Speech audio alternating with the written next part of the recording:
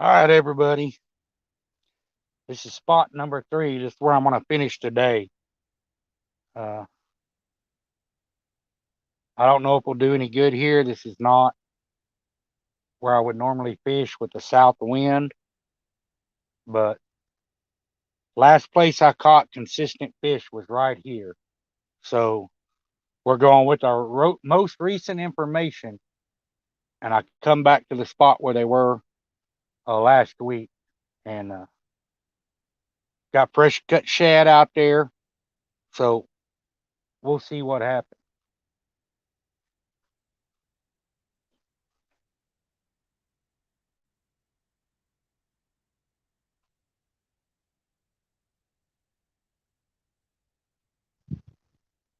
This is deeper water here. Hey, Dave. Hey, Dale. Deeper water here, and I'm not really expecting them to be in this deep water with as warm a temperatures as we've had. I'm expecting them to move up shallow. But right after the ice melted, I come to this spot and they were in here feeding heavy. So I figured I'll come over here and check it out and see if there's any still up in here.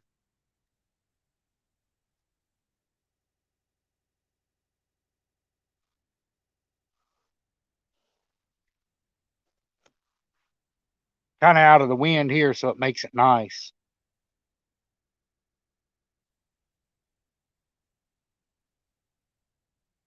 Doesn't matter if the wind's out of the north or out of the south. This spot here, you can come and hide from the wind. May not always catch fish and it may not be productive, but you can get out of the wind.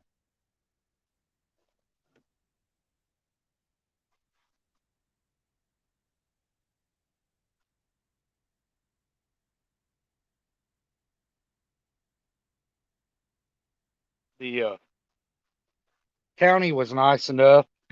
They've been down here and graded the road for us. This spot here is real bad when it rains, and you get a lot of young guys out here in their 4-wheel drive trucks that think they're mudding and come out here and just tear the crap out of these roads. So it's nice that the county come back in here and graded it and fixed it back. So hopefully they won't tear it up for a little bit. Hey, Donald Weir, thanks for coming back in.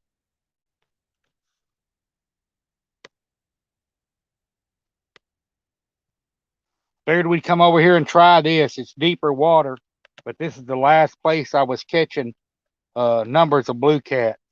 Last week I was catching them in here just butterball fat. Uh, I had a north wind then. Uh, Today it's out of the south, but we're gonna try it and see. Sound like I heard a fish jump down in there. Kind of scanning, keeping my eyes open. Hey, big country. Big country. I haven't caught any since the big one this morning. Moved to a new spot. Trying it here, but I'm trying to keep my eye out for shad. If I see shad start popping in here, I'm gonna break out the net. There's another guy fishing down at the end from me in the shallower part. I don't know if he's done any good or not. Looks like he's bass fishing.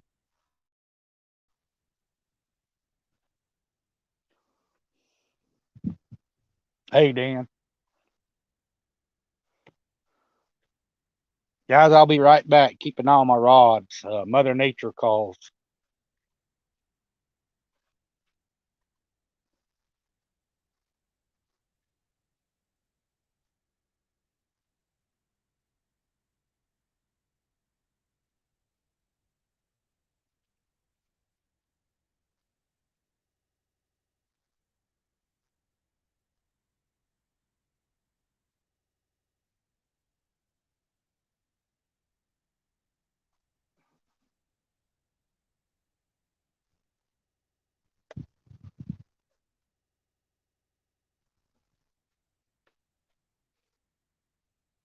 Oh, much better.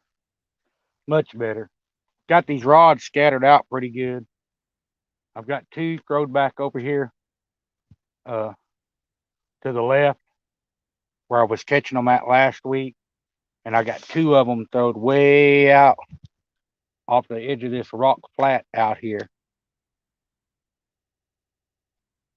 So I definitely got them spread out. We'll just see if we can catch something coming through.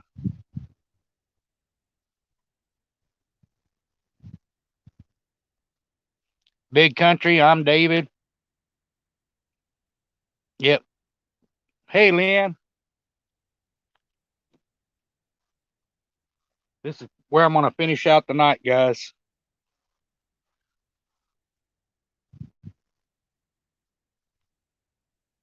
The only reason I'm here, I called and talked to my wife, and she's like, go back there. So I took her advice.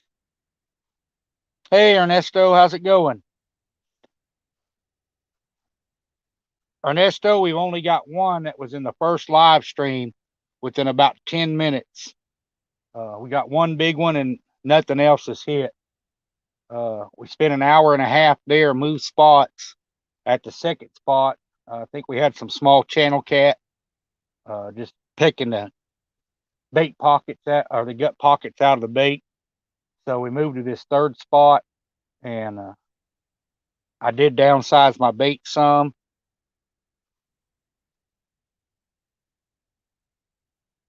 Just because I wasn't getting a whole lot of action on the big chunks of bait. They were just picking the guts out and leaving the bait. So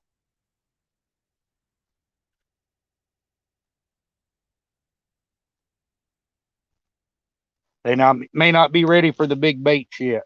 I'm kind of letting the fish tell me what they're in the mood for.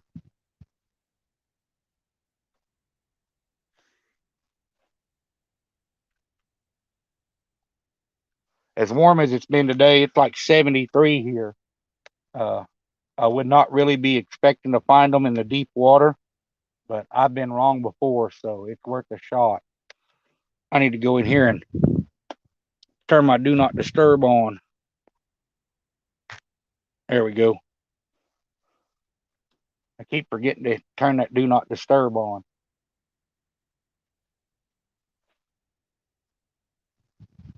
It's slick back in here. It's nice. You don't have a lot of big waves.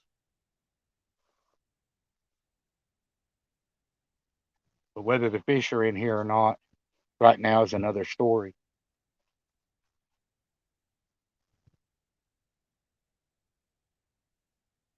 This water gets deep here. It gets deep quick.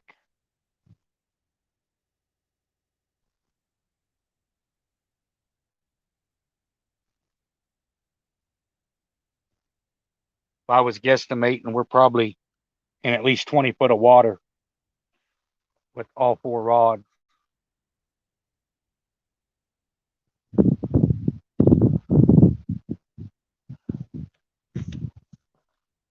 All right, Lynn.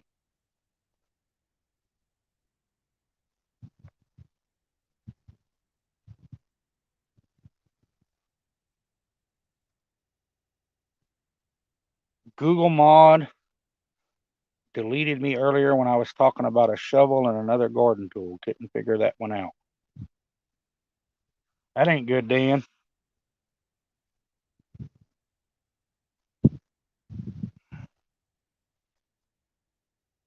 Google moderator just deleted mine too.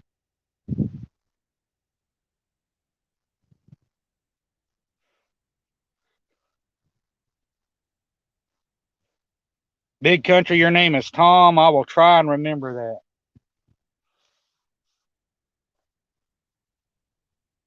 I'm not the greatest with names. It may take me a couple of times, but I will get you memorized, Tom.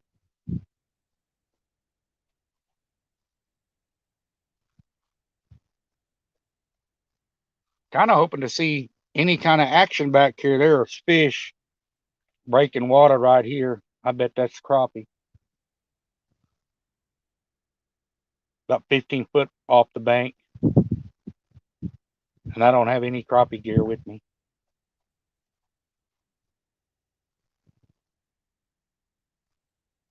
That's a good sign, though. There's some kind of fish life in here.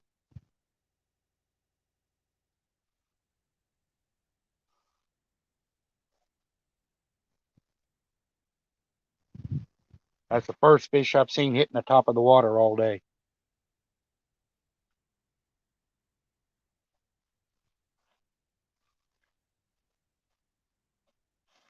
Little drop off here right as I get to my rods.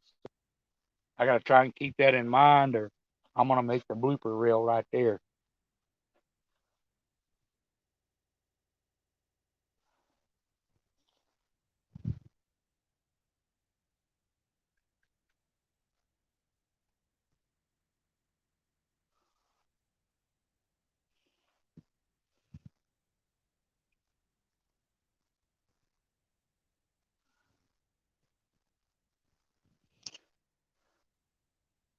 Hey, Creole, Green Machine got a 55 pounder. That is nice.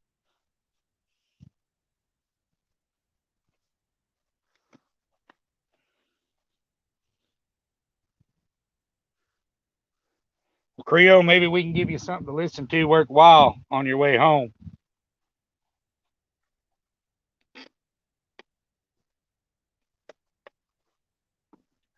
I've been out today actually trying to catch eater fish so I can have a fish fry.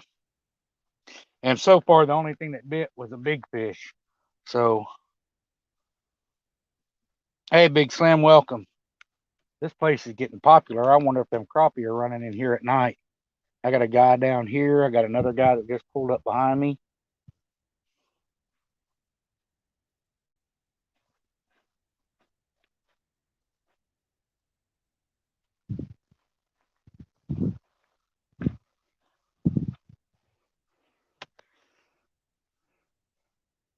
And fish may still be stacked in here. I don't know.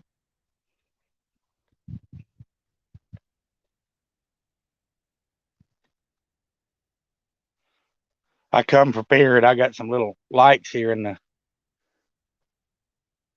Envoy with me. So if I need them, they start biting right at dark or something, I can turn them on and stay.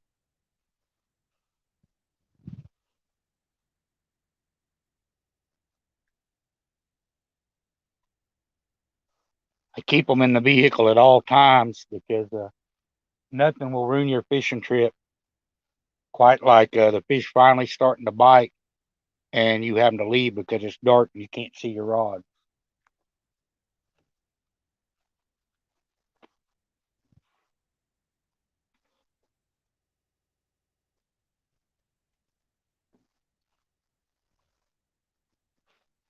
My wife likes to get them glow sticks. She'll stock up on them glow sticks at night when we fish, and we'll put them on the tip of the rods.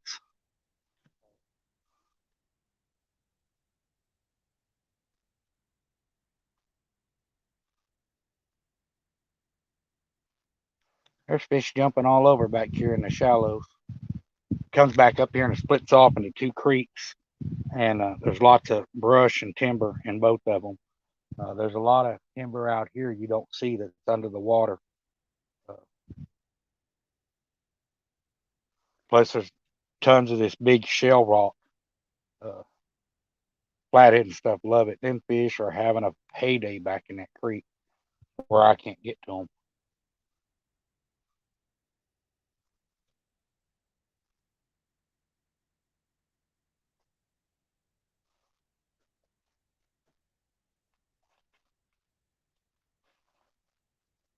This is a great spot for flathead. Tom, I'm from Oklahoma. I'm in southern Oklahoma right now.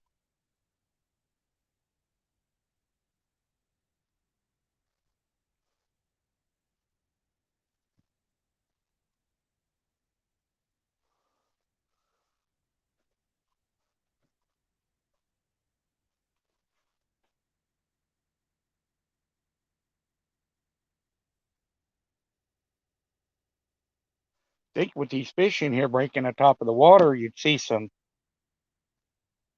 shad skipping the top.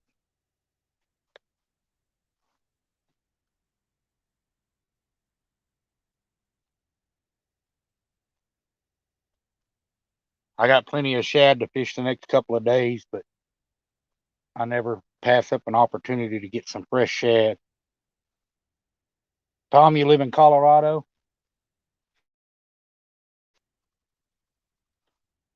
I would love to come up there, take my wife up there elk hunting.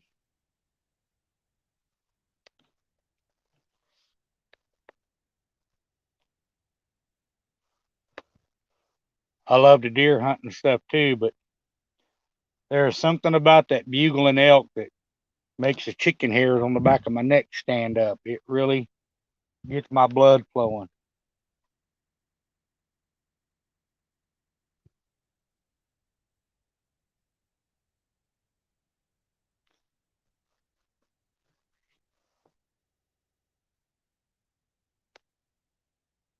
I bet that's either them hybrid or crappie and striper up in here. Hey, it's still frozen there, Tom? We've been defrosted about a week now. Uh, 73 today. It's supposed to be in the 70s tomorrow.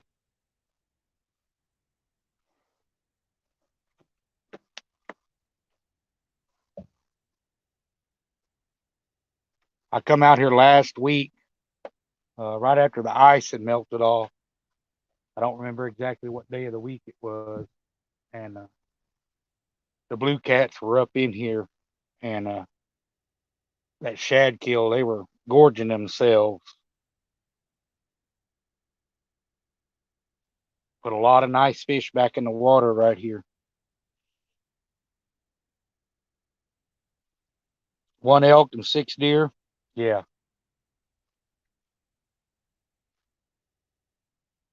them elk up there, they're massive. Even the deer. You get up around Kansas, Colorado, Ohio, uh, Illinois, uh, they've got some really big bodied deer.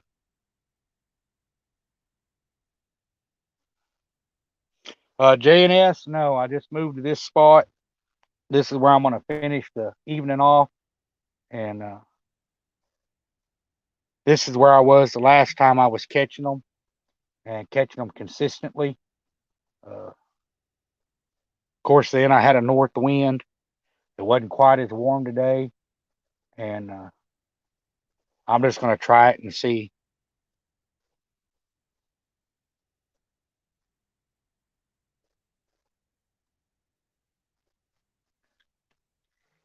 I know I got to bring my wife out fishing tomorrow. So it'd be nice to locate some fish before I bring her out here. Because I promise you, she watches the live streams where I catch fish and I bring her out here and she don't catch anything. She will let me know about it.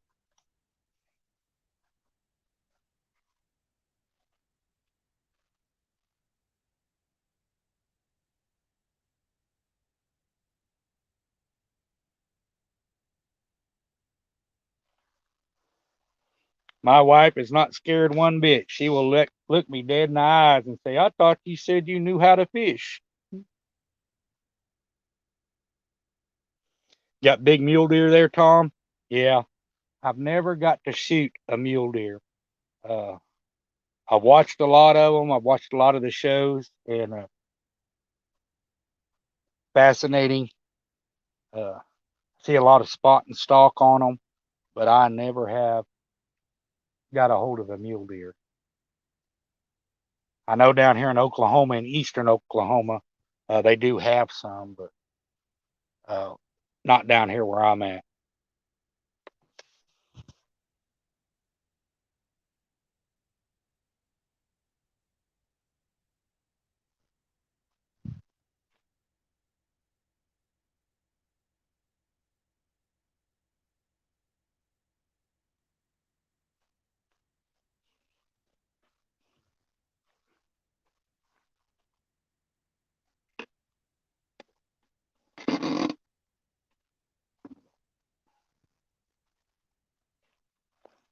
Craziest thing I seen down here in the woods was a solid white deer, and I notified the game wardens where I was at and everything, and they were going to go in there and try and capture it so they could protect it.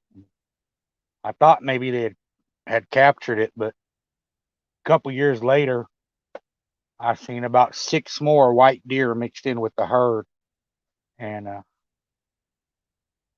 that kind of made me think they didn't get them.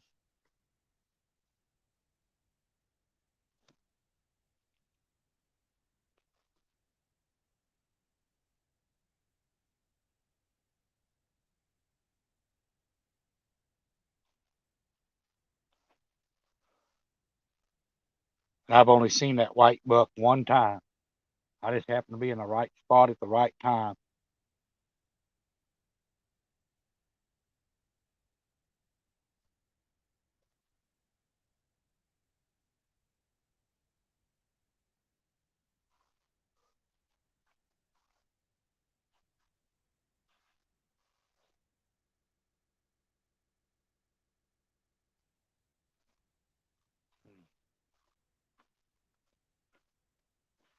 These fish are just not wanting to cooperate today.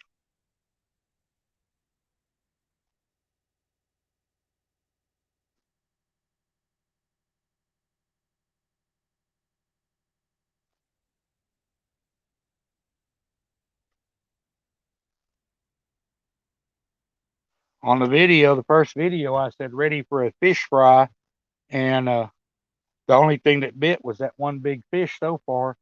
So I bring the wife out tomorrow. I may lie and tell them that I'm after a monster, and then maybe the eater size fish will bite.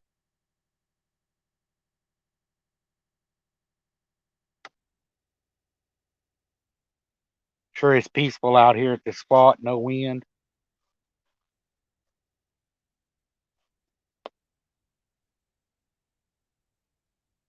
There was some little ducks swimming around in here. I don't know where they went. Probably back in one of these creeks.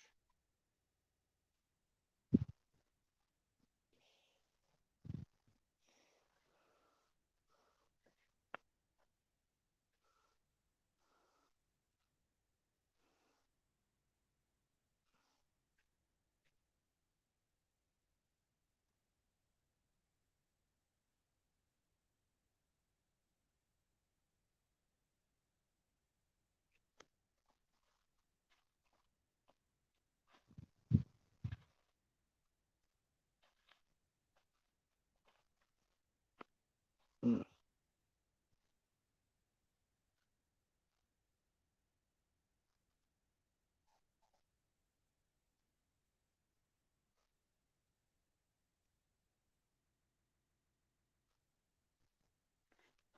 That 55 pounder that Green Machine got, was it a blue or a flathead?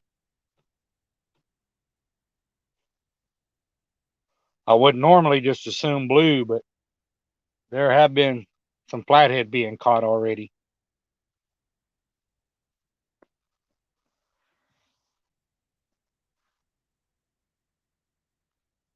I know Stan 3 had a nice flathead he caught Saturday.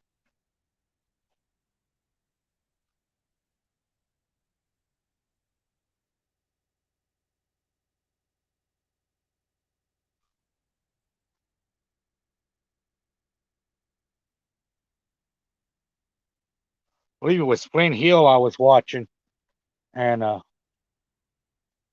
man, it was the early part of February, and he caught like 4 flathead back to back. Nothing real big, but they were still flathead. I thought it was odd, kind of a strange catching the one, and he caught like 4 back to back.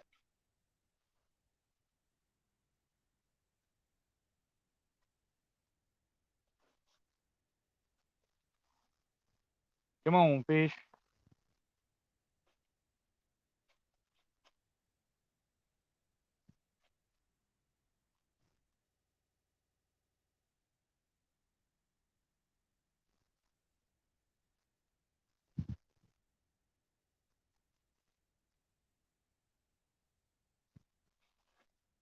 I think the wind's supposed to be better tomorrow, so I'll be able to fish more spots.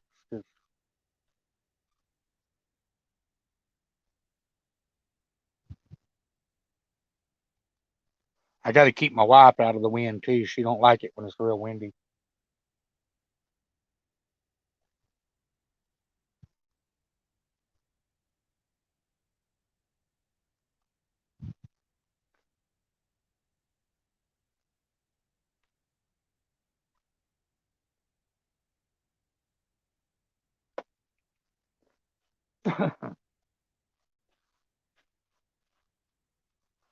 I could bring her to this spot with some minnows and worms and a couple of poles with the cork, and I bet she could have a blast.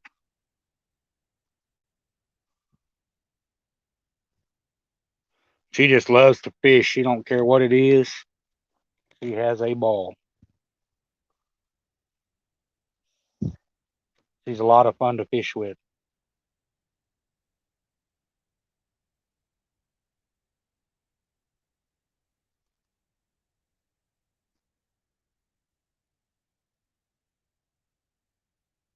She's the only reason I'm in this spot right now. I was going to go try a different spot, and she told me I ought to come over here and try it.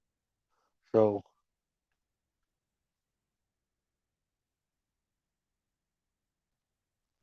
I trusted her and came on over.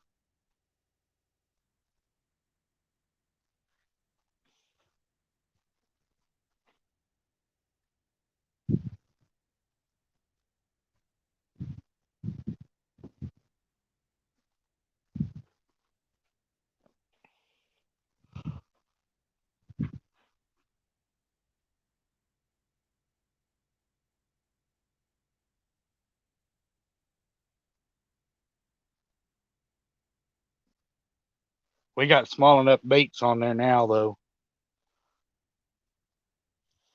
Bins and Find, you haven't missed nothing. Uh, it's the third spot.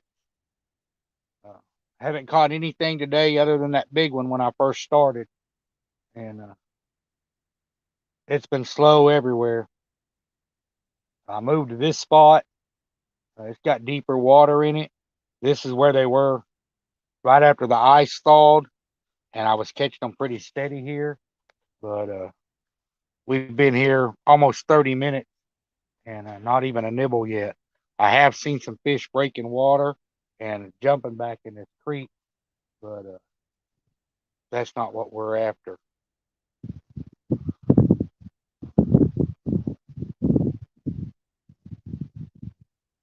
And I may be in too deep of water back here, but I know it gets shallower back by the creeks.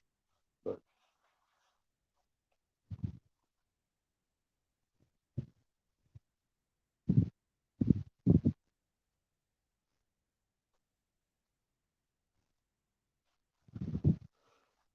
I figure it's worth a shot. Give it a try.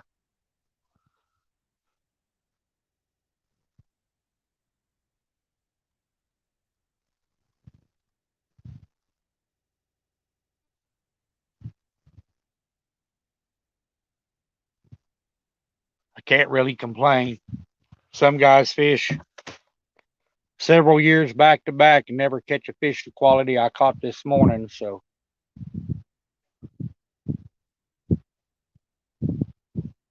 I can't really complain at all. This spot here is kind of out of the wind, so it's been nice. The other spot I was at, the wind got up and it was bowing big old bows and all the lines.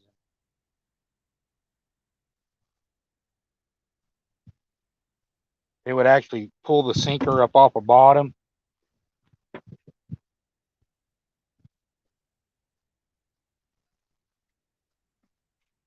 It just blowed my drink right off the hood of the vehicle.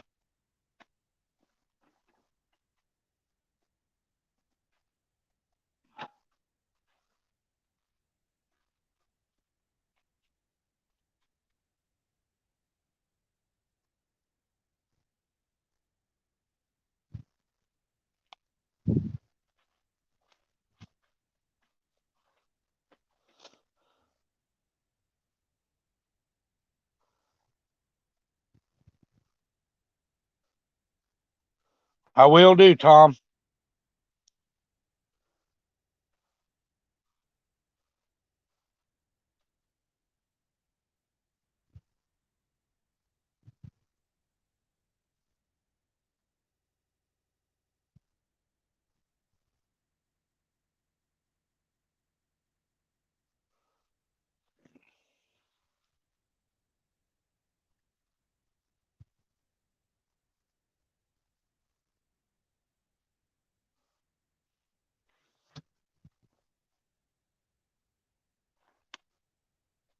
Yeah, up north, y'all definitely got some big bodied deer. Uh, Down here, you get used to these deer down here, and then you see one of the deer up there, 300 pounds on the hoof. It looks like a small calf, not a deer. Uh, they get some really big body sizes to them.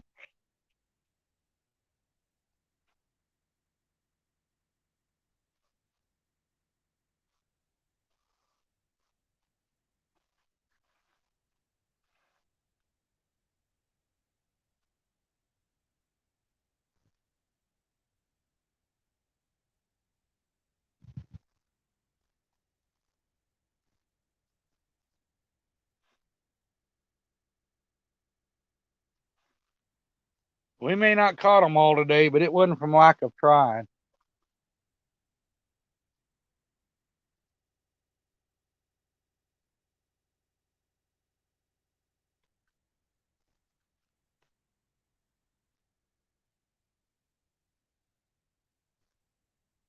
Figure I got about another hour, hour and a half of daylight.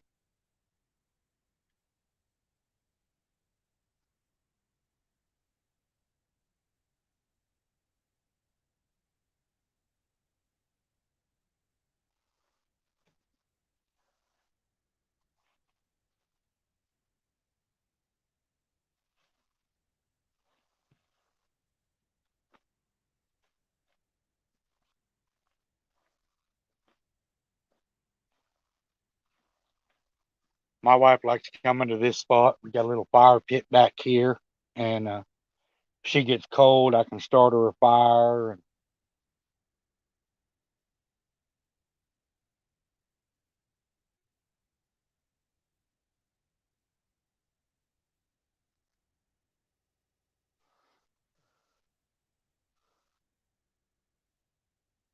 all right, Tom, thanks for stopping in.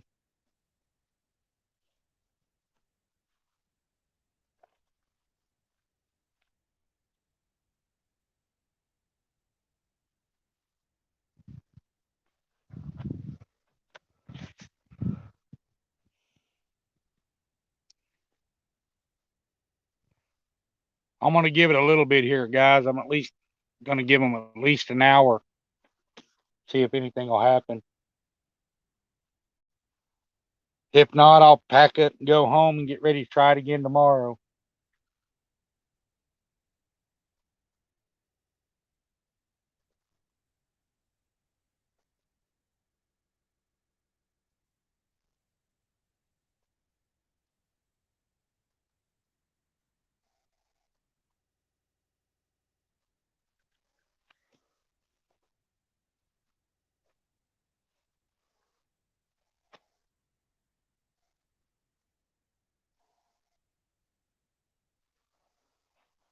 Notice the guy down there that was bass fishing gave up and done pulled out.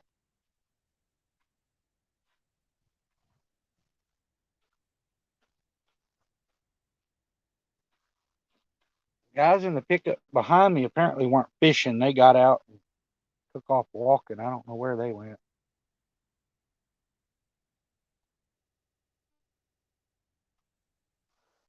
They may be doing some turkey scouting. It'll be here next month.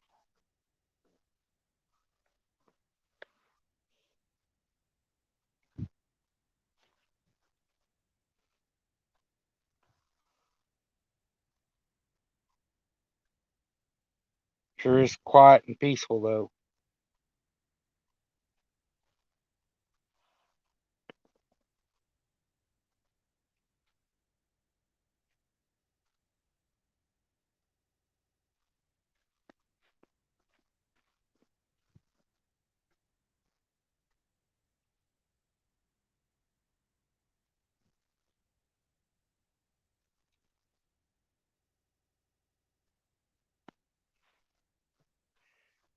Maybe the weather's got these fish confused and they think it's spring break.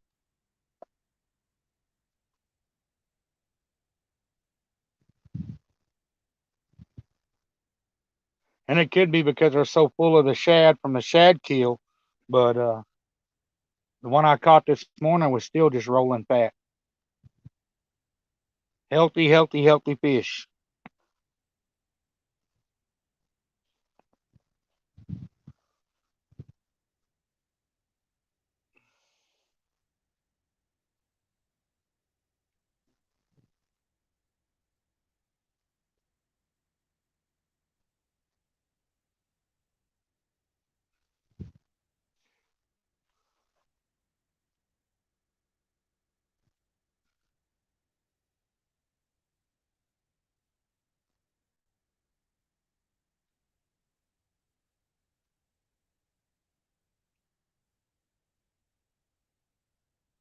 Nice as it's been, warm weather temperatures, it's heating that water up. I didn't really expect to find them in this deep water over here, but you never know until you try.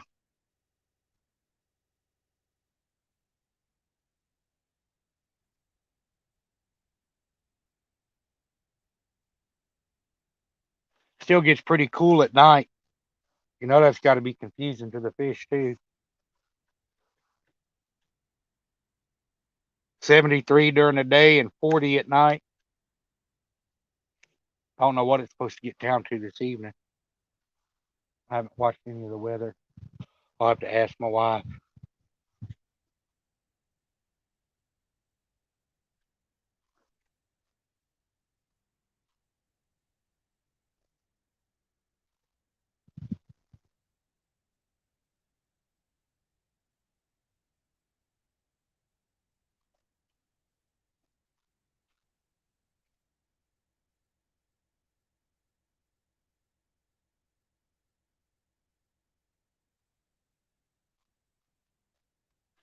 They are definitely not in here like they were right when the ice melted.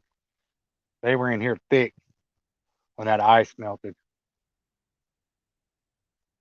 But the wind was out of the north also. And this is close to the south end of the lake, so it would have pushed them this way anyway.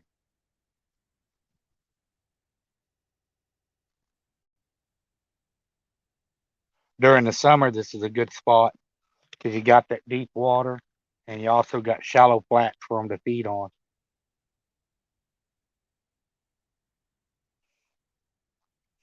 Here comes a couple of little ducks.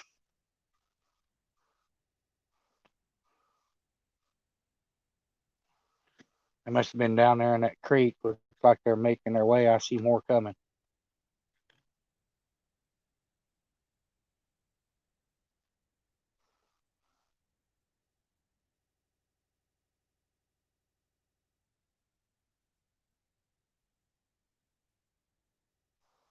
I was expecting the bite to be a lot better than this today.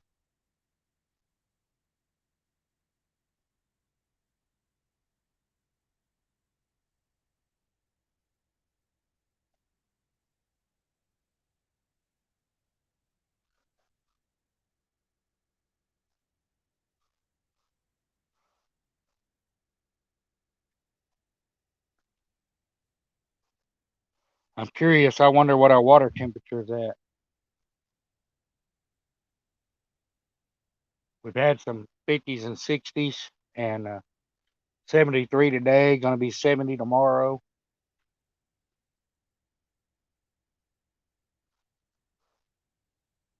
Good sunny days like that, it shouldn't take long to bring that water temperature up.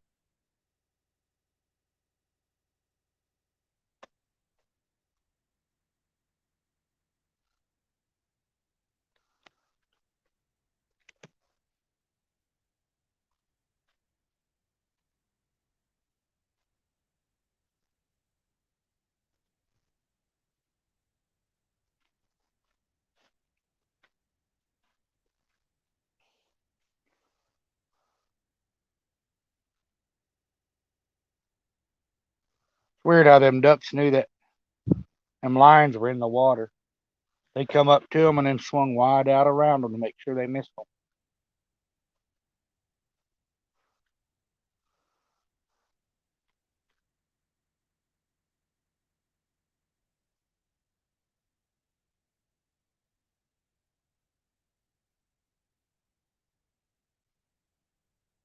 Here comes some more.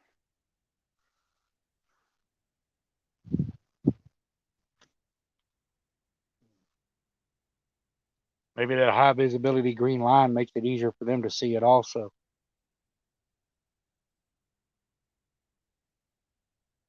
If they ever open that Chisholm Trail campgrounds, I'd like to go in there and fish because you can fish the main lake side instead of in the cove. A lot of times you can catch a lot of good fish over there, especially on shad. You'll catch them shad running up in there along that bank line and catch a lot of nice catfish over there.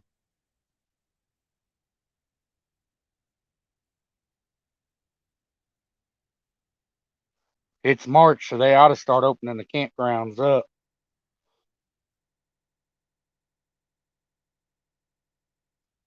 No, Alan, I'm not. So far, I can't get anything to bite. Had that one big one, and last spot I was in, I had some that just pecked the gut pocket out of the bait, and I moved to this spot. She wanted me to come try it over here, which is where I caught them last week at. But the wind was out of the north then, and I moved over here to this deeper water, and we've been here 42 minutes and not even a nibble. I've seen fish breaking the top of the water, but I think that's some hybrid and crappie and wrong species for us. A lot of bass, striper, crappie. You will catch walleye up in here.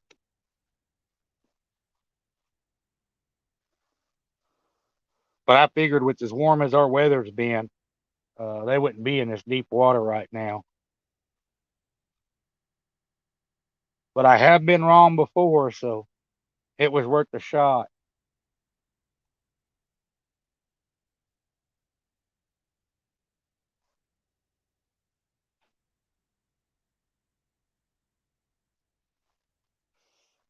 She should be out here with me tomorrow, though, Alan, fishing.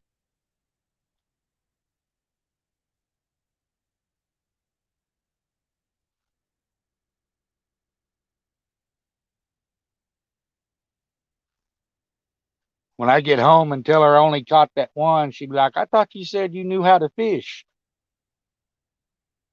She will be talking smack to me all night. She's like, that's all right. I'll go with you tomorrow and show you how it's done.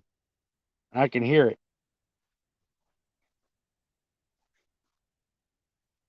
My wife loves to fish, and I love to have her fishing with me.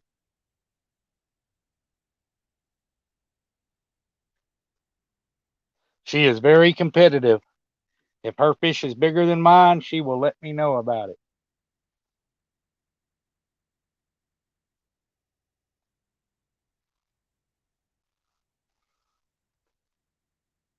Hey, Mike Turner, how you doing?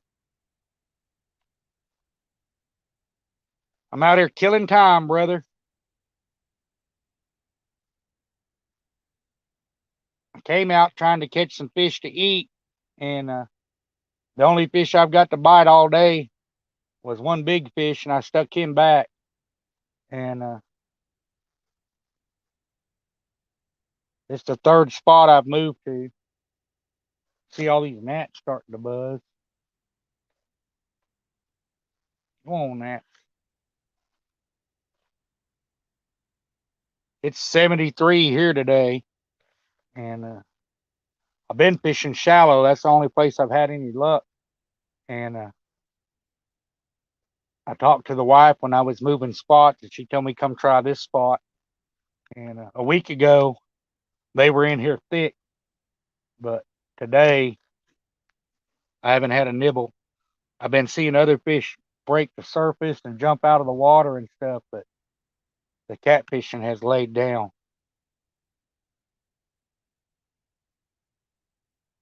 So they're either just not in here right now feeding, or they're so full from the shad kill, they're not really looking to eat anything.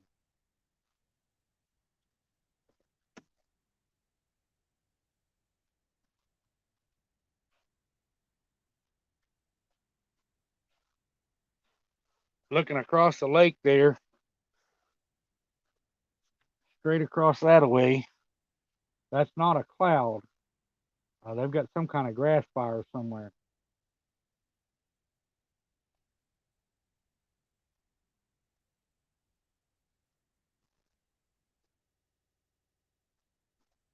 It's been burning for a while.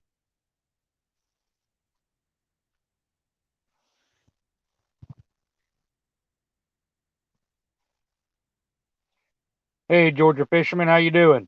I didn't see you sneak in. I was flapping my gums.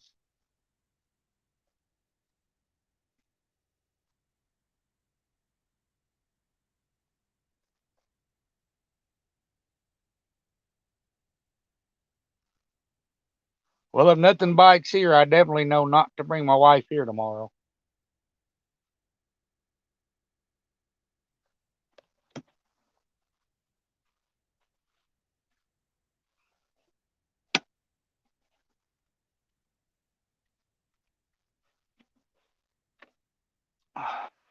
I really want to get her on some fish.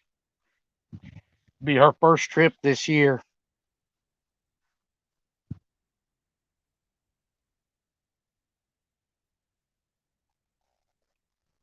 I would love to see her catch some.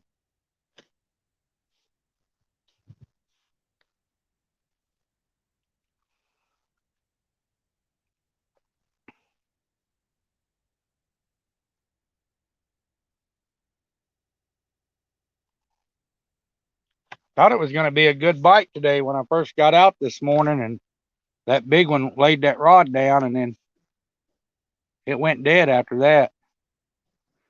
I spent an hour and a half in that spot and never got a bite, and moved to another spot, spent an hour there, and had some just pecking at the bait, and decided I'd move over here before it got dark and give it a shot.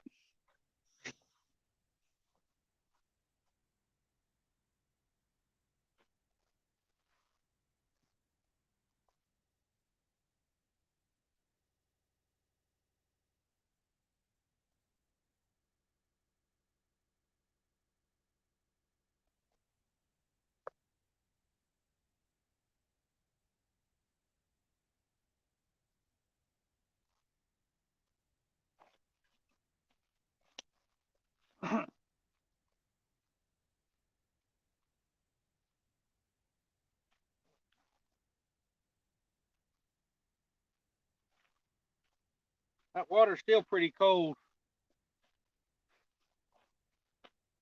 I was curious what the water temps might be, and it's still pretty chilly.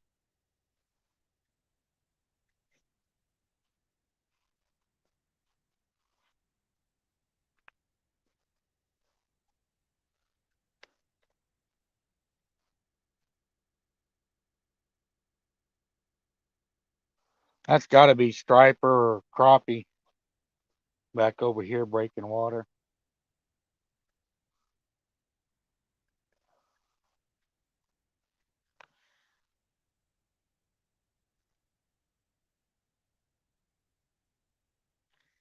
Not seeing any shad up in here yet either. Hey, Lynn. Had lots of bites today and couldn't hook up. I didn't even have lots of bites today.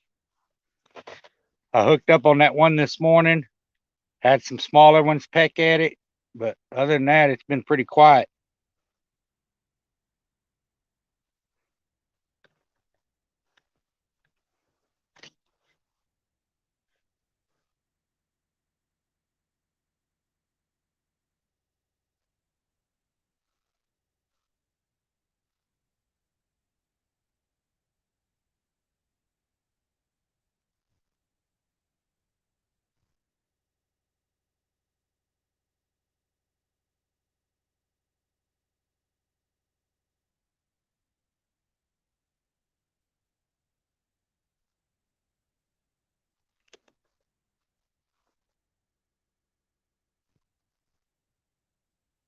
There's 4 rods out there and they're spread out enough. If there was a hungry fish out there, he'd have no problem finding it.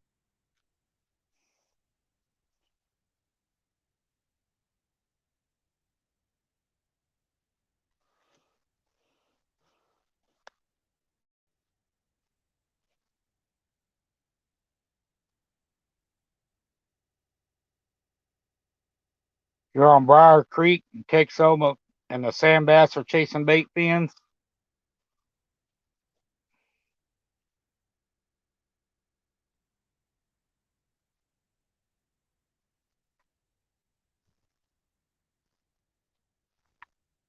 Yeah, I knew you said Green Machine landed a 55-pounder earlier.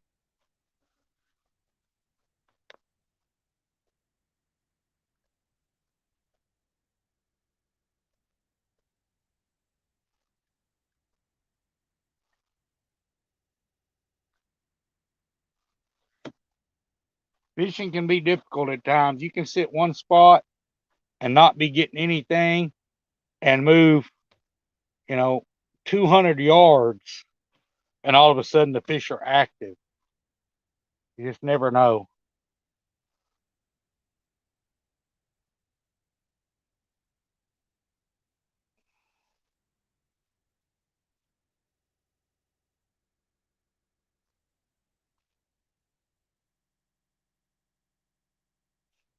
At least the river's all unthawed.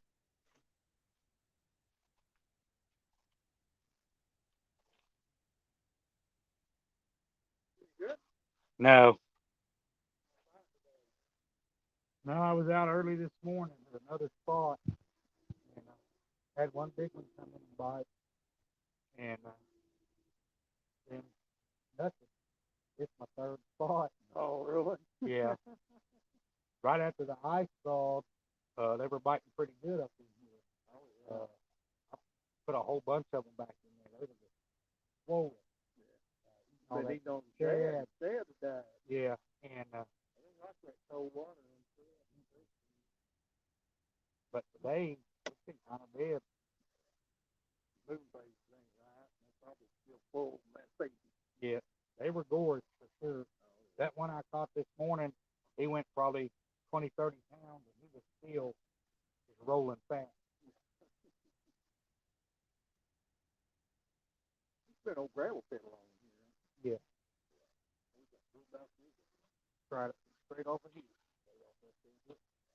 It used to be one of the first boat ramps before they ever put the concrete boat ramp in. It's right here because you got all that shell rock and stuff. Yeah, you can launch. It gets deep real quick.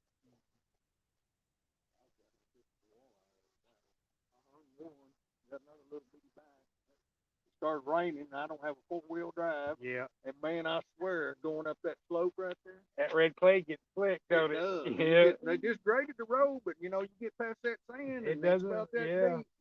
Man. A little bit of water gets on that, and it's like ice skating. I mean, it is slick. Tires on my pickup. I got his 4-wheel drive. Yeah. Got down here. Man, I forgot about that little slope right there. Go down it, it's going back up, and it just started raining on and off, you know. Yeah. And just enough to get that stuff slick. Man, I slid all the way over the side of the road and started going backwards. I was hitting that side of that embankment over there. Yeah. I don't know how I ever got out. Yeah.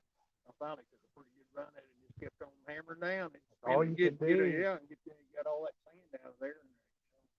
It gets slick.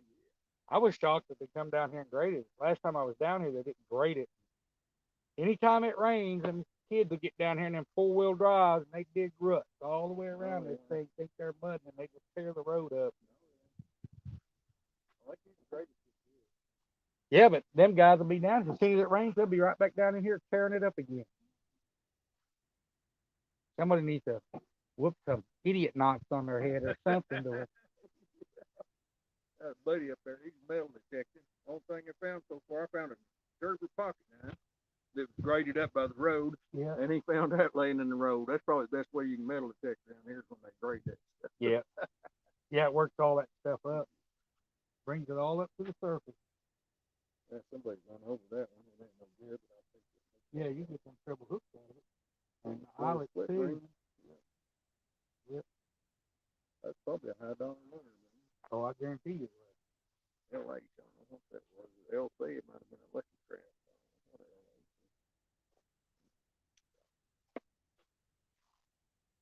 Yeah, I was hoping maybe the fish would be active over here, but I didn't think so. Which is nice as the weather that we've had, and this deep water. Old blues, they like that nasty weather sometimes. You know? Yeah. Yeah. Real windy. Yeah. But I figured they'd have probably pulled out of this deep water and been up. Because backwaters and little creeks and little coves like that, they'll heat up a lot quicker. Mm-hmm. And which, today's the first day our wind's been out of the south too.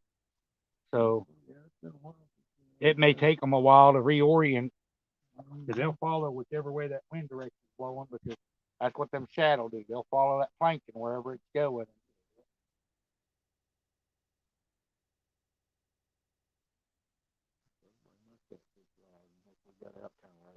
wanting to go try out his new metal detector. Yeah. I swear there's an old foundation on this road up here, and I walked all the way down that thing. I couldn't see it.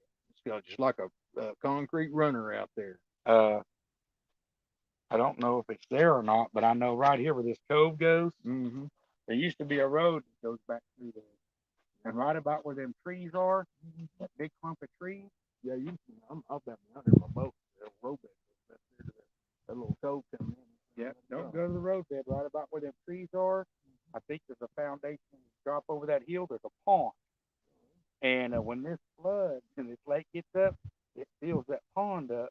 And that pond used to have some monster crappie and stuff in it. Not a whole lot of people know that pond is there. Oh, well, it's different from that one that's part of the lake. Yeah, it's not. Yeah.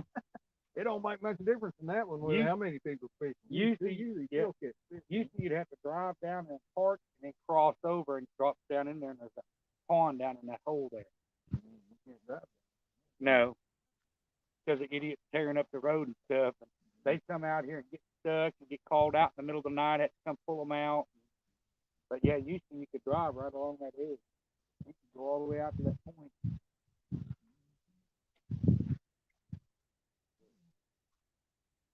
People not using common sense, they'll ruin it for everybody else. Mm-hmm. What you got on there for bait? Shad. Yeah. You get some? That's your bait. Yeah, I catch them. I don't buy them. Yeah. You got to pretty well get it fresh. Yeah. Fresh shad is the best, especially, you'll know, when you cut it and that blood's running out of it. That's good. I've done real good out here on bluegill, and Yeah. sand bass tails are real good too. Well, I seen some crappie or sand bass or something earlier, popping the top of the water over here. Maybe crappie. They're about 15, 20 foot off the bank, and I didn't bring any crappie stuff or nothing. I wasn't planning on it. My wife said go. I loaded my 4 catfish rods and I come. And that's what you do it. But I've caught lots of crappie and walleye and the big hybrid.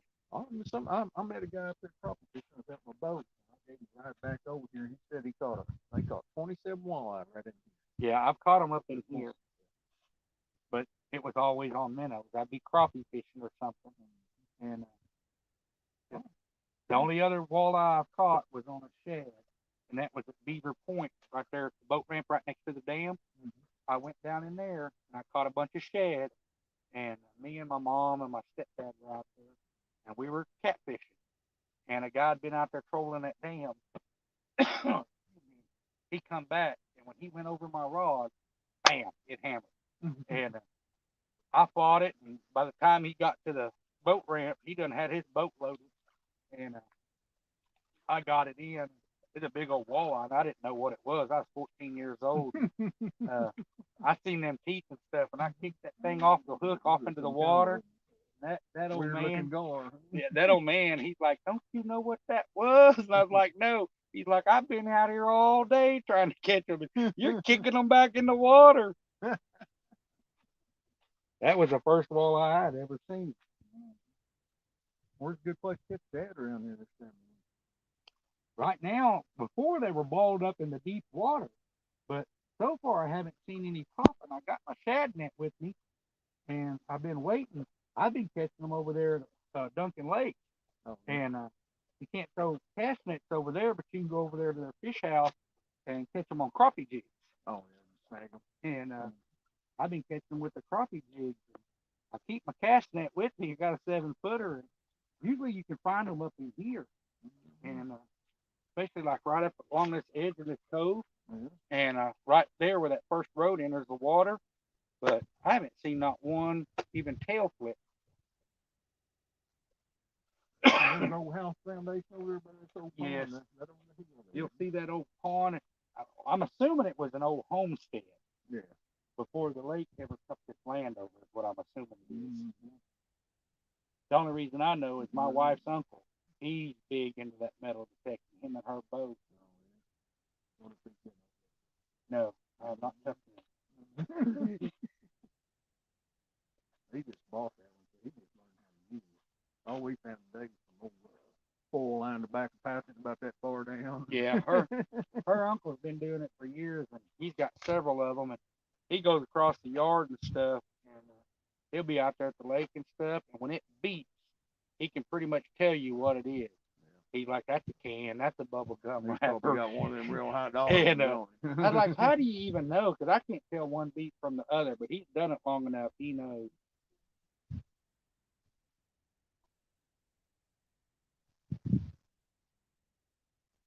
Yeah, we've been out here. I got a YouTube channel. I've been live a little over an hour, and nothing's even touched the bait. And that's not good when you got fresh shad like that and it's bleeding like that. Man, an hour goes by. And be different if it was winter time, but with these water temperatures up, and they should have hit by now. This thing's got plenty of big blues in it. Yeah, lots of big blues and lots of flatheads. The flatheads love this rock up in here, and you can come up in here and get you some live bluegill and put them on a float out there, and it'll be gone. Really? Yeah, when them flathead are in here, you'll know it. There's another spot, How far down you fish? about 15 foot. Okay, slip bobber. Yeah. You can fish with them on bottom. I've done it like that and I catch them, but with the cork, it keeps them elevated and they swim more. Yeah. They're not trying to bury down in there and hide from the fish and stuff. Like they stay more active. So kind of like throwing a Twinkie in a Weight Watchers convention. It's not going to last long. Yeah. They used to do some noodles back in the younger days. And some big ones out of here. We used to go up on Beaver Creek. Yeah, me too. Slay 'em. I run with Scooter and Skipper Bivens when I was younger, and a Doss. But my lungs, I got bad COPD, and I can't hold my breath no more. East Cache, West Cache, Main Cache. We'd go all the way down to the Red River and go down in there. I've been down on the East Cache where you can see Red River down there. Yeah. Straightaway right there on the East Cache. Yeah. That's a scary ass creek. I stay out of Beaver. Beaver's got big beaver. Big beaver. It's got too many cottonmouths in it. Yeah, it's got all kinds of stuff. There's little stick ups along there. You can try to walk along. Yeah. And I got a bad left ankle anyway. It's rough water. Bad. We've done that 2 mile section. You go out there by that. I think it's a water deal right there for the water department or something right there on the side of the road. You turn right there and go down and make a curve. You go about 3 miles down there.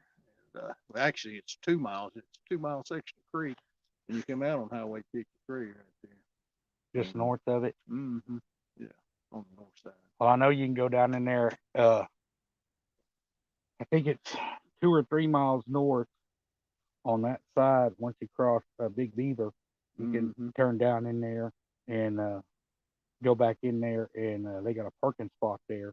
And that's part of the hunting land stuff down there. They just fixed that bridge not too long ago.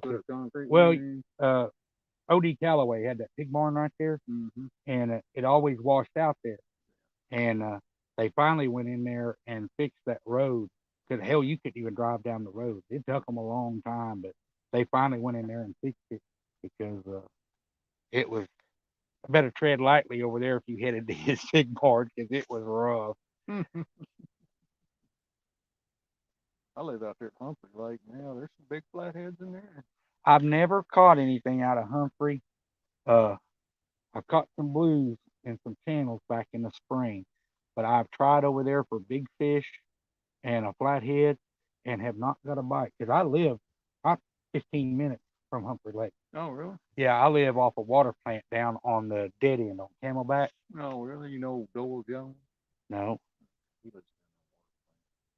Well, I'm off a water plant on Camelback. I'm all the way down to the dead end. Oh, okay. So you're not on water plant. Yeah. He lives right there on the water plant. It's not quite too Camelback. It's about between Elk up there and Plato. Between Elk and Plato. Yeah. Come on, I want to see one thing. That's the way that one did this morning when he hit over by Walker Creek. He just laid the rod over and he kept it laid over. He did not. I didn't have to set the hook. I'd reel down on him, and he pretty much hooked himself. Hooked himself. That's the way I like him. He had, he'd been from about here down, all the way straight out in the water. Those them blues, man, they hit it, man. They hit it like a freak. Yeah, I love the way they hit. Mm-hmm. I watch a lot of the other guys on YouTube, and they'll fish like the Potomac River, and a lot of them fish the Ohio, Mississippi, and stuff. And sometimes you'll see their fish, and it just bounces their rod, and I'm like, man, they don't do that here. No, they eat it. Yeah. They eat it and take off. Yeah, when they decide Probably to go because with there's it, so many dead gun blues in here. It's competition. They yeah, want to get that food you get. there's lots of them. Mhm. I'm hoping some of these guys from up north come down and fish with me some. And I told them if they ever get down here, I'll take them around and show them. I was raised on this lake, and I used to camp out down there in Big Beaver Creek when I was a kid. yeah, You know, Billy Martin and Earl Rawls.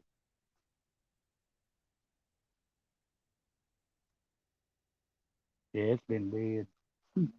Oh, that's what. I figure they're going to start moving shallow. Crappie and stuff should start pulling up, and catfish are going to be right behind them. I used to live over there at Ardmore. We'd go over there and catfishing that time. We'd go over there in the dead middle of winter time after a big freeze over at housetops over there. Man, talk about catching some big fish. We'd always put the big ones back, you know. Yeah, I don't like eating them big ones anyway. I don't like either. I don't keep anything. I don't keep anything over 10 pounds. I That's turn them about all right. loose. Yeah, I have had some a little bit bigger than that. It's all right. If you're real fish hungry, I'll Yeah. keep one a little bit bigger. But like fish, easy. Yeah, I eat them, but I turn all Yes. the big ones back, and I'm hoping it catches on here because there's a lot of big blues and flatheads caught in this lake, and Most of them go home. yeah, they keep them, and I'm trying to get it where they'll start turning them loose. And now we got them guide services here on the lake, and I hope they You're like practice. catfish guys there now. Yeah, there's 2 guides on this lake, and I'm hoping they'll do the catch and release because if not, people don't understand when you're catching every single thing you catch and you start taking the big ones out, you will decimate the fish population in a hurry. Well, I've read up on how slow them things go, and this lake, Texoma's got the best growth Yeah. rates of call, I think. And there's 3, and believe it or not, Eufaula's got one of the slowest. They And say Eufaula's a beautiful lake. oh, I know. They say a 10-year-old fish there will only be 15 inches long. Yeah. And here they get up to 27, 28. Well, I think there's so much shad. The The murky, muddy water, everything seems to thrive in here. Even the saw guy they put in here. I think it kind of fits right in with the predator fish because they will sit there in that murky water and get behind a rock or a lay down or something. Yeah, and they'll just sit there and wait for the bait to come to them. Mm-hmm.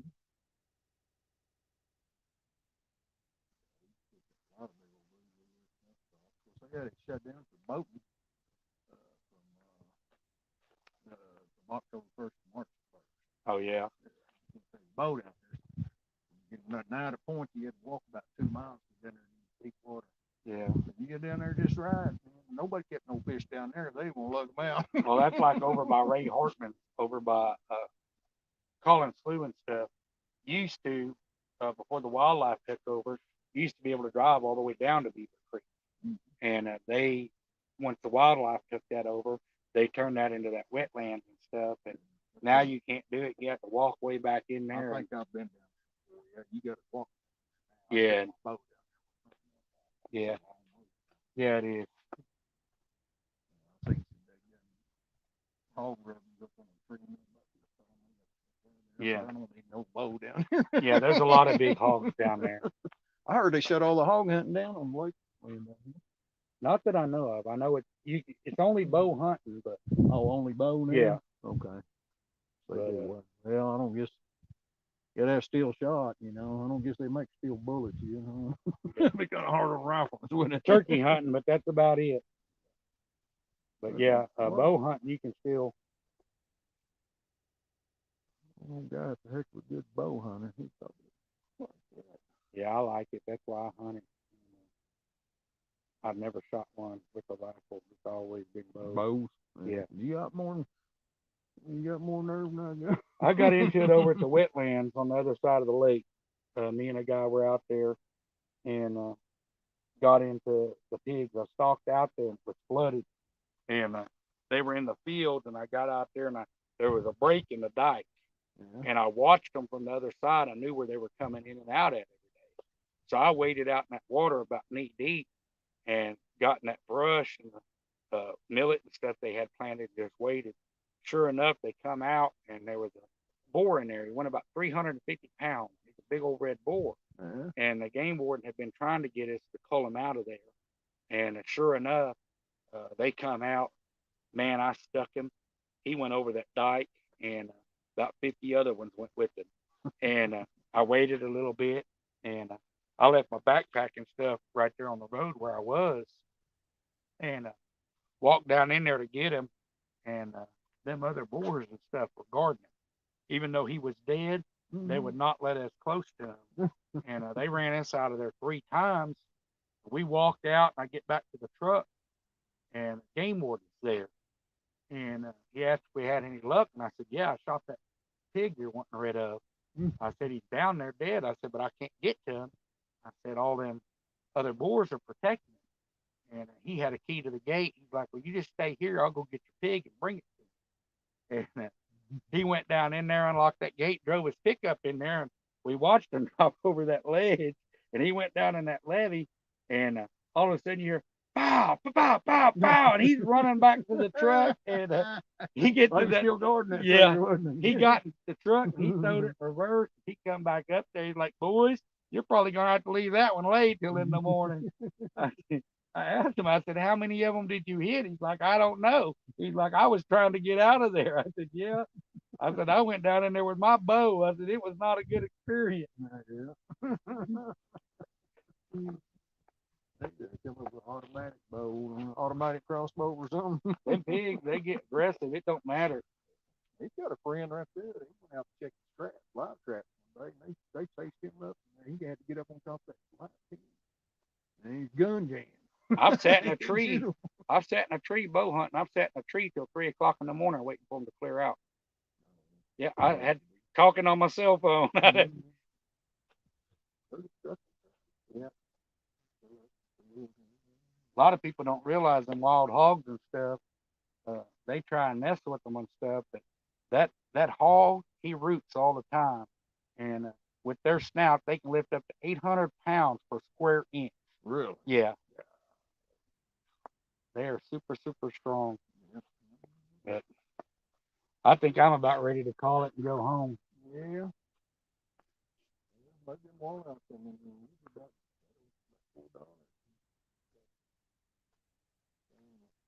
I used to fish over at Lake Murray. You never catch one. When the length of them was 18 inches, you catch them 17 and a half. Yeah. Most people out there keep them anyway. And then they dropped it down to 14 statewide, and you couldn't catch a 14 incher. Yeah. Everybody culled them all out. I guess they were all male. Most of them here, I know a lot of guys bring their boats out.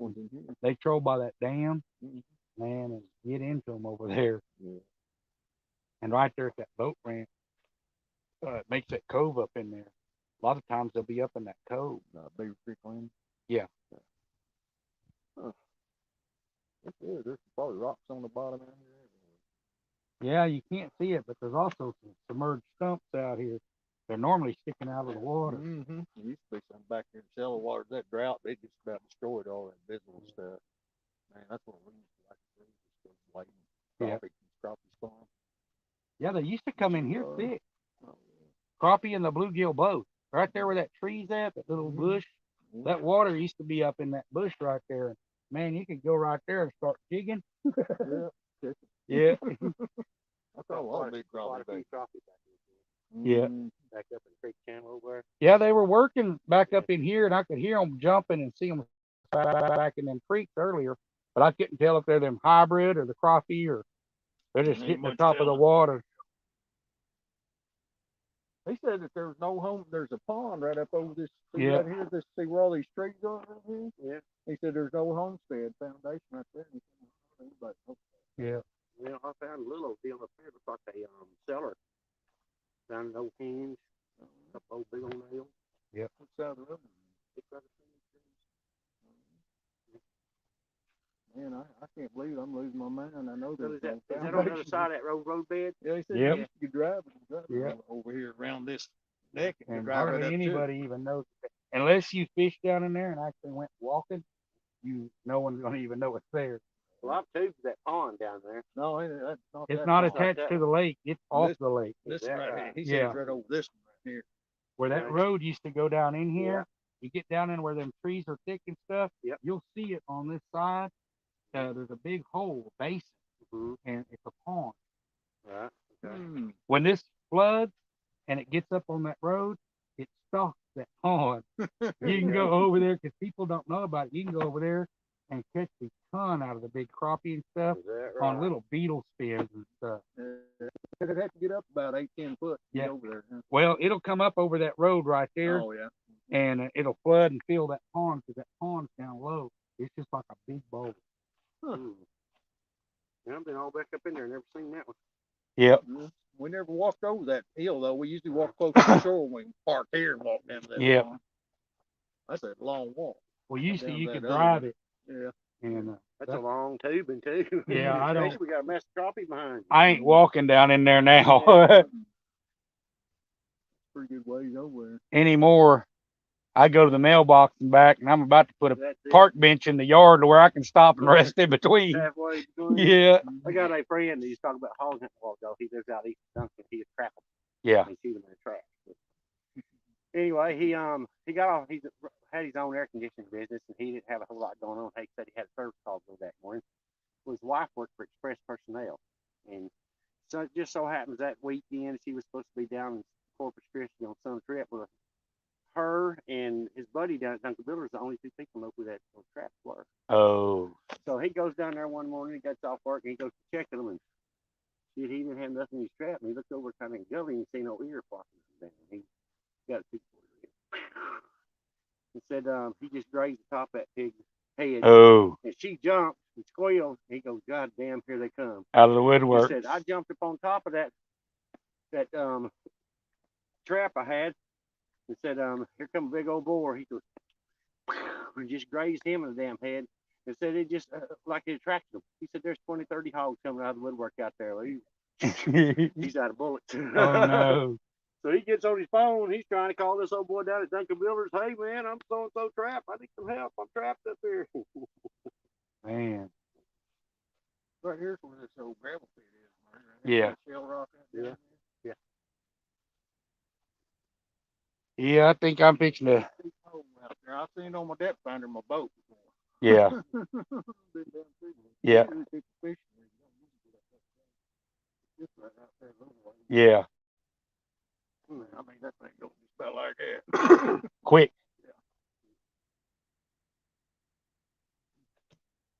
It's probably got 50 million sinkers and stuff on it by now. Yeah. I had a nephew that would come out here when we had the drought. And he'd go out to Clear Creek, Humphrey, and out here, and he was selling weights for cordial peach. Yeah. He made a ton that summer, man. Yeah. I wish the heck I'd have done more scavenging out here instead of fishing. The scavenging is probably better than the fishing when Yeah. the lake was real low like that. Yeah, the fishing's kind of bad. I think I'm fixing to reel in and go home and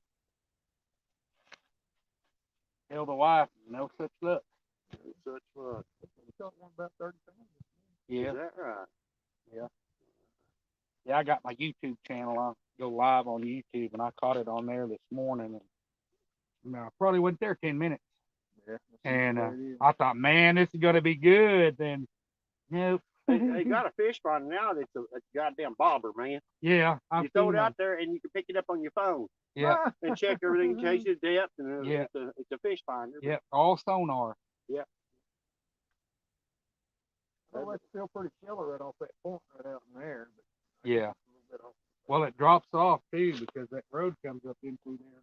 You see where that shell goes out through there, and right on each side of it, it's drop. It's crazy. See where that clear spot is? Right about where that bush is. It creeps a little pocket there. come up on that shallow hill or flat, and you'll catch them coming both directions off of it.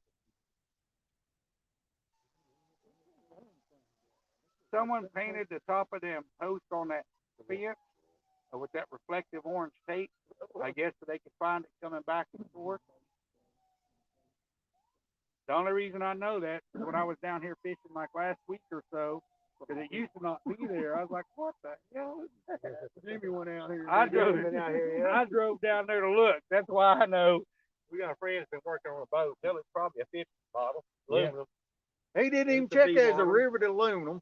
He's He got a- $5,000 in this boat now. He got a brand new 4-stroke Yamaha Oh, 25 wow. horse put in it, redone all the interior and everything, painting the trailer, but he ain't never had that boat in the water, and it's got a little dent in it about like that.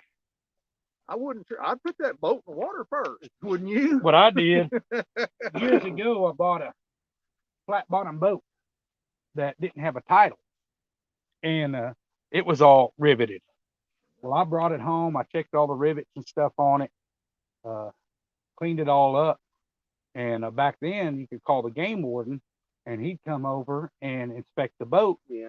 And as long as it was waterworthy, they'd give you a title for it. And he come to the house, and I took the water hose. I put the plug in it, filled it up with water, and he comes up and he looks at me like, the water goes on the outside of this. I said, yeah, but if it holds water on the inside, that water's not coming from the outside in. He's like, that's a good point. I pulled the plug and drained it, and sure enough, he gave me my title and everything for it. And Never leaked, huh? Yep. Well, you can take a chance you buy them riveted ones. They could be real good. They might last you the rest of your life, or they might leak like a sieve and they're hard Them to old, fix. That's why they make most of them. the old anymore. V-bottom Lone Stars. Yeah. Man, if you could find them, they were real thick aluminum, and they are very, very good boats. You can get them from back in the 60s that still do not leak. Yeah. Most of the time, the only trouble you'll have with them is a lot of people tear the transom out of them, and you can redo that transom. I don't know what brand that is. I don't know what that is. You don't have brand on it. You might Sure it's on leak. the title. Yeah, it'll be on the title. I'd have put that sucker in the water before I ever That'd did be it. the first thing I'd done. Off the water. Now, talk to the people Or did who like got he off said, those. filled Yeah. up with water. That's the way I did it, sitting on the trailer, and I said, you can tell it ain't got no water under it. It's not leaking. I talked to the old boy, he got it off of, and he had it for about 3 or 4 years sitting in the garden, said he never put it in water. He got it off of his uncle or something that died. Left, and he never put it in the water. I hope don't leak on him, but Well, now it's too late. He's got too much money in it. Even if He's he gonna does, have he's to going to get have it to fix it. he's got a neighbor that lives down from him a little way that he can weld aluminum and stuff. Yeah. Steel. They put a few more pop rivets in. There's some that's missing. That's not a good sign right there No. when they're missing like No, that. I'm not a big fan of the pop rivets anyway. You can buy them brads that go in them, but Oh, you have to use an anvil and a hammer and flatten them he's down. not that industrious. I guarantee you, he uses pop rivets. Yeah. And pop rivets and stuff will rust. Yeah. You can get those aluminums that are they're industrial, and it takes an air gun to do them. To pop them, yeah. Well, What's your name, sir? I'm David Zimmerman. David Zimmerman. I grew Murray up Osborne. at Osborne. Yeah, I live over at Duncan He lives now. I told there you on over Water off Plain Road. Oh, on yeah? Camelback. And New door on it. Uh-uh. It was on Camelback backward. yeah, I grew up, was raised in Walters. I ran around here all through my youth. And I kind of I moved down here from Oklahoma City, went to school Comanche my senior year. You know, Charles Ray from down there? from Walters, no. Yeah, his dad had a farm. It was, you know, that old church that's there. You pass Temple on 53 and not about 2 or 3 miles other, halfway between there and Walters, old church there on the south. north side That of the white road. church that sits on the Yeah. side of the road, it's about 6 miles east of Yeah. Walters. Yeah. He had a farm about 2 or 3 miles north of there. He grew up there. It was about Larry Copeland. No, I know Glendale Copeland, but Those some guys I used to roughneck with back in the day. They just all from Walters. yeah, Glendale's probably long gone by now. I haven't been over there in about 15, 16 years or more. It probably hasn't changed much, has it? Yeah, I know. I don't think there's anything left. I think they shut the United Supermarket and stuff down, and that's gone. And There just ain't nothing out there around Temple No. Walkers I anymore. imagine Steve Lacefield, he probably doesn't have the John Deere dealership or nothing there anymore. And I grew up around there, knew all the old farmers and stuff. Hell, even when I was a kid, we were hauling hay and stuff.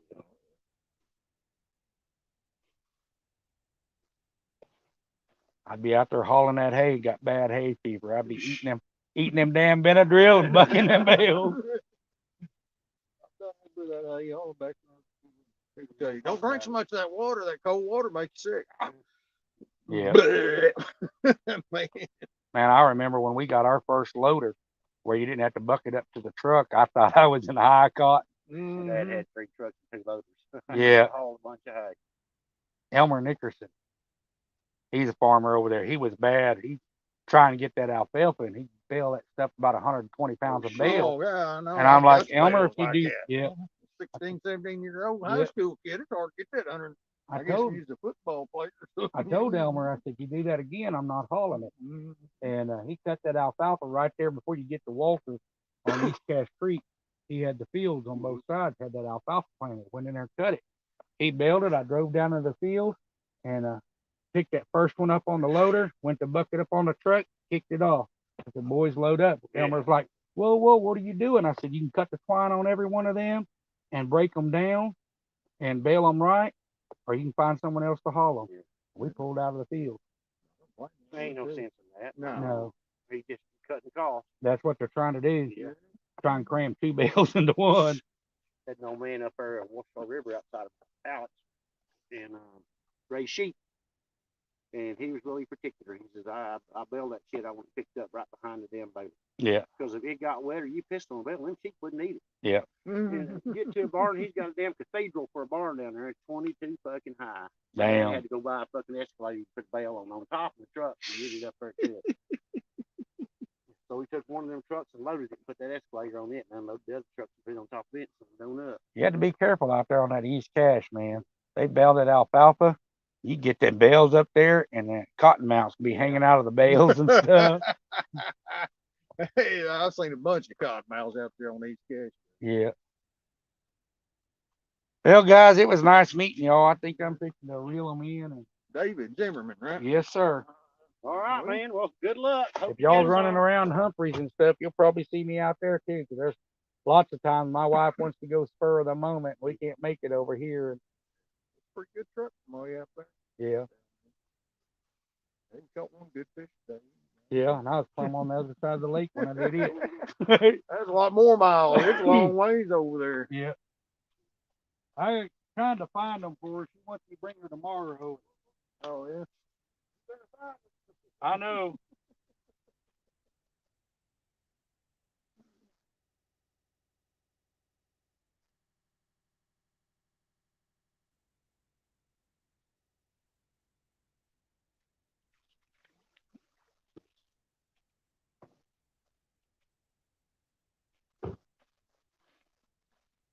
Sorry, guys, I'm back. I had company. It has been absolutely dead.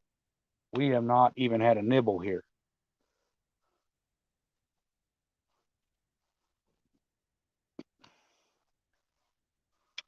Not even a bite.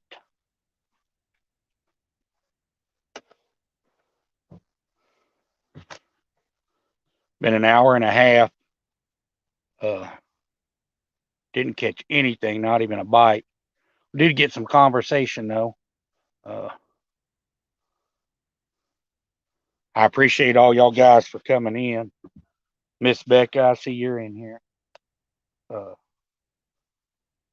I'm probably gonna call it quits and go home, get something to eat, get ready to come back and do this again tomorrow. I appreciate everybody coming in. I want to say a thank you to everybody, and I may or may not go live tomorrow. I probably will, but I may take tomorrow just to spend with my wife too. So we'll see what happens, guys. Thanks, everybody.